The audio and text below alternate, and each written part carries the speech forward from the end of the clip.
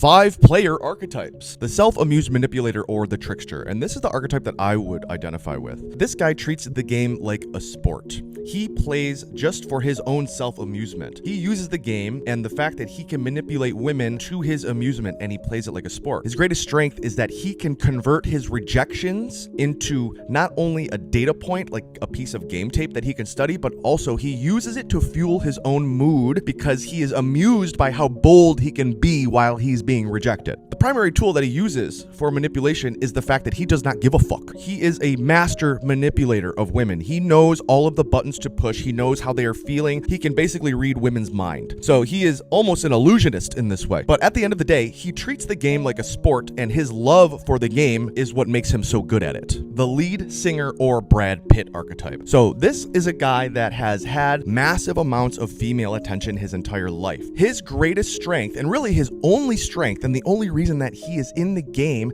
is because of his massive amount of pre-selection and abundance. So because of how much abundance of women that he has experienced in his life, he has basically learned over time that he can leverage the fact that he has so many options to get what he wants from women. This is the game that he plays. He is not a conventional player. In fact, he gets really fucking weak and needy for women often, a lot. A lot of times, all of this abundance that he has goes to waste because he so often has one-itis for someone. This guy is not your conventional player, but he is definitely a player nonetheless. Next, we have the pimp. The pimp is probably the most well-rounded and all-around strong archetype of player. His greatest strengths are ice in his veins, mouthpiece, and also his capacity for violence in that he will slap a bitch. He is the only archetype that has broken through this player wall into straight up Machiavellianism in that he will use the game and his bitches as a tool for his own financial gain. His greatest weakness is that his financial freedom is, at the end of the day, dependent on bitches. The prince. So the prince kind of borrows from all of the other archetypes that I've mentioned. He really just resembles an actual prince. So consider this. The prince is the son of the king. He understands that he will one day be king. So he does not ever really experience one-itis. He never does any real approval-seeking behavior. He is extremely